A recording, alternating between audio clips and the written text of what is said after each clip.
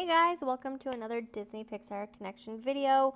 I'm your host Alex, and today we are talking about Iron Man 3. Oh my gosh, my hair is out of line. Is Iron Man your favorite character? He's not. I mean, when the original movie came out, the first one, I really enjoyed it. But as I said when I was doing Iron Man 2, this movie and the second movie are not exactly my favorite. They changed the friend from uh, Terrence Howard to Don Cheadle. Don't get me wrong, I actually like both actors. I just thought it was a very interesting switch of who they picked. I'm glad that there's a little bit more of that dynamic in these films, but I don't know if he necessarily needed 3 films to really tell about him. I think a lot of his backstory was really well told between the first one and then within the Avenger films. But give me your thoughts and opinions. We're going to hit the Easter eggs now. I hope you guys enjoyed this video. So Iron Man 3 starts off with showing off his newer suits, his upgrades. There was a big explosion. Um, he's getting into so much trouble. Anyway, I wanted to mention this part because the music for the entry was very much giving me Guardians of the Galaxy vibes. And then it switches over to 1999 Switzerland when there was a big New Year's Eve party, and um, it was just a big flashback of what was happening during that time. And this will come into play because the bad guys he knew back from 1999. Here is another look at his suits. As you can see behind him, there are several, and it will come important. Now, this symbol keeps showing up throughout this film. I don't recognize it anywhere else beyond this film, but I felt like it was important for some reason. If you know, let me know down below. But it does pop up several times. Um, so yeah.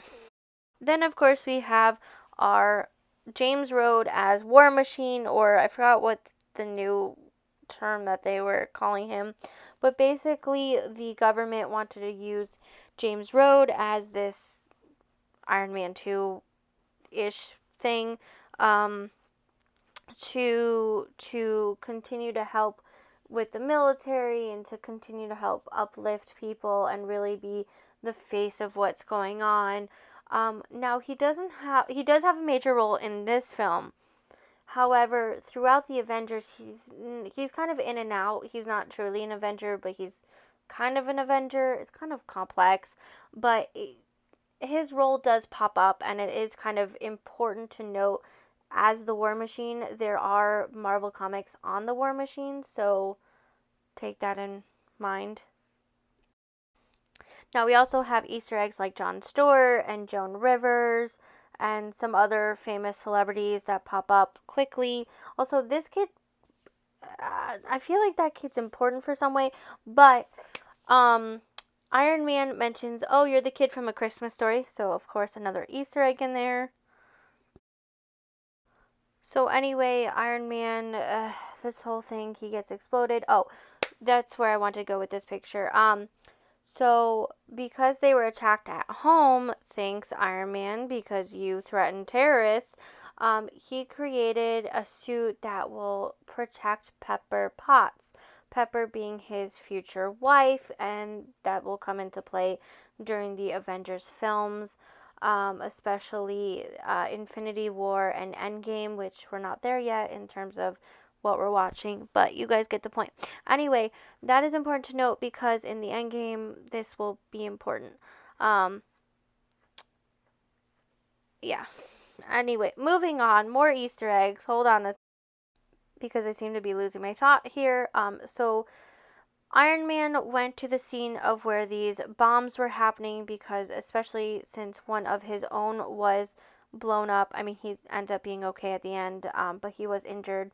Um, he had to see for himself and had to solve it. And of course, it's one of his old arch nemesis, and also Pepper knew him slash dated him. As you'll see, the shirt that Tony is wearing is actually from the guy's company. And he is the one that was in the beginning of the film. So, of course, foreshadowing, and of course, the shadowing on the wall from the explosion. So, double foreshadowing. Anyway, this guy created this thing where the people he experimented on, we don't know the serum, but it would be interesting to know. And he used it on Pepper as well, where basically their bodies heat up and they can like mold through everything, metal and flesh and all that stuff. It's kind of gross. Supposedly Pepper got better. I don't remember anything more beyond that in this film. But there was also at the end, Tony said, I'm going to have surgery to fix myself, which he was very much against originally, but then he did. And I think this is where they were already together in this film as a couple, but I think he really like admitted to his feelings and they were able to move beyond just dating. I think he truly loves her and was going to sacrifice everything for her, which I think is great. Well, that was fun, wasn't it? I hope you guys enjoyed it. Press like and subscribe if you have. That'll really help push me onto the algorithm. It'll also help me, my videos to be shown to you more. I have lots of videos out there, so please go check them out, and I'll see you guys next time.